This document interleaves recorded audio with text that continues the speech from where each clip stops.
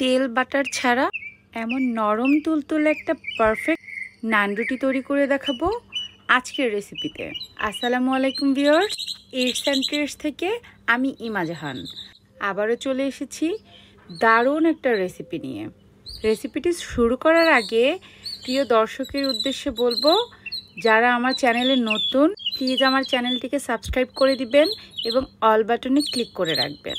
আর যারা অনেক পুরাতন সবাইকে অসংখ্য ধন্যবাদ আমার ভিডিওগুলো দেখার জন্য। তাহলে চলুন রেসিপিটি শুরু করি। এমন ফুলকো রুটি বানানোর জন্য আর কোনো চিন্তা নেই, মাত্র 15 মিনিটে তেল বাটার ছাড়া কিভাবে নান রুটি তৈরি করব আজকে দেখাবো সেই রেসিপি।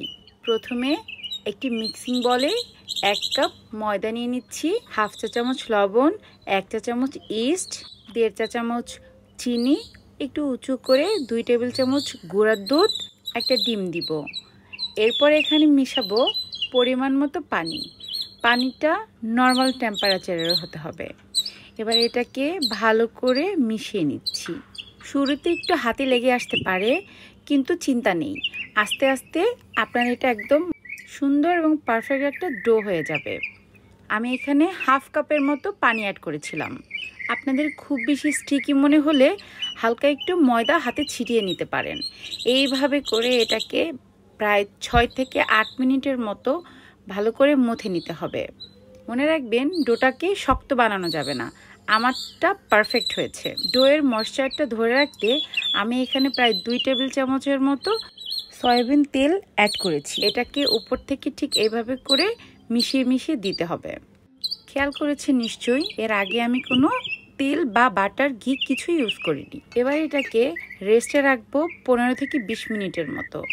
15 থেকে 20 মিনিট পর আমার ডোটা আমি প্রথমে একটু করে মেখে নিয়েছিলাম, খুব বেশি মাখতে হবে না। এবারে এটাকে আমি 3টা ভাগ করে নিয়েছি, তার মানে আমার 3টা রুটি হয়েছে। একটু ময়দা ছিটিয়ে নিয়ে এভাবে করে একটা রুটির শেপ দিয়ে নিচ্ছি, যেন বেলতে গেলে মোটামুটি গোল রাউন্ড শেপটা চলে আসে। এভাবে করে আমি প্রত্যেকটা ডোই প্রিপেয়ার করে নিচ্ছি যেন আমার বেলতে সুবিধা হয়। এবার একটা একটা রুটি বেলবো এবং সঙ্গে সঙ্গে ভেজে নিব। ডিয়ার ভিউয়ার্স, যদি আমার রেসিপিগুলো আপনাদের সহজ মনে হয় তাহলে প্লিজ আমাকে সাপোর্ট করবেন।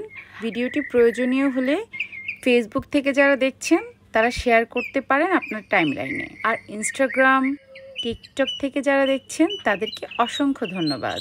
এবার একটি ফ্রাই প্যানটা গরম হলে দিয়ে দিচ্ছি আমার রুটিগুলো। খেয়াল করেছেন আমি এখানে কোনো তেল ইউজ করিনি। এক পাশ মোটামুটি হয়ে গেলে এটাকে উল্টে দিব। এভাবে মিডিয়াম আঁচে ভেজে নিতে হবে নান রুটিগুলো। আমি একে একে ভেজে নিচ্ছি। এই নান রুটিটা খেতে পারবেন কাবাব, বিফ, চিকেন ইত্যাদির সাথে, সঙ্গে সালাদ হলে জমে যাবে। রেস্টুরেন্টের চেয়ে বাসায় স্বাস্থ্যসম্মতভাবে খাবার বানিয়ে নেওয়াটাই আমি প্রেফার করি। আর রেস্টুরেন্টে একটা নান রুটির দাম প্রায় 50 থেকে 60 টাকা। তো আপনি যদি খুব কম খরচে বাসায় বসেই মাত্র 15 মিনিটে এমন মজাদার নান রুটি বানিয়ে নিতে পারেন, তাহলে রেস্টুরেন্টে যাওয়ার দরকারটা কি? আপনি চাইলে রুটির উপরে এ পর্যায়ে বাটার ব্যবহার করতে পারেন, এতে দারুণ একটা স্মেল পাবেন। কিংবা গার্লিক বাটার নান বানাতেও এর উপরে গার্লিক এবং বাটার মিশিয়ে দিলেই আপনার গার্লিক বাটার নান তৈরি। এই তো তৈরি হয়ে গেল আমার নান। দেখুন কি সফট, এটা কিন্তু খেতে দারুণ মজা হয়েছে। এই নান রুটির সাথে আমি একটা কাবাব তৈরি করেছি। কাবাবটার নাম পার্সিয়ান তাবেই কাবাব। এই পার্সিয়ান তাবেই কাবাবের রেসিপিটা নিয়ে আসবো খুব তাড়াতাড়ি। ততক্ষণ পর্যন্ত ইটস অ্যান্ড ট্রিটসের চ্যানেলে চোখ রাখুন। এমনই ঝটপট খাবারের রেসিপি পেতে ইটস অ্যান্ড ট্রিটসের সঙ্গে থাকুন। আর হ্যাঁ, আর একটা কথা, প্লিজ কেউ খাবার অপচয় করবেন না, কারণ প্রতিদিন অনেক মানুষ না খেয়ে থাকে। তো আজ এই পর্যন্তই। সবাই অনেক অনেক ভালো থাকবেন, সুস্থ থাকবেন, দোয়া রাখবেন আমার জন্য। আবার দেখা হবে নতুন কোনো রেসিপিতে। ততক্ষণ পর্যন্ত আল্লাহ হাফেজ।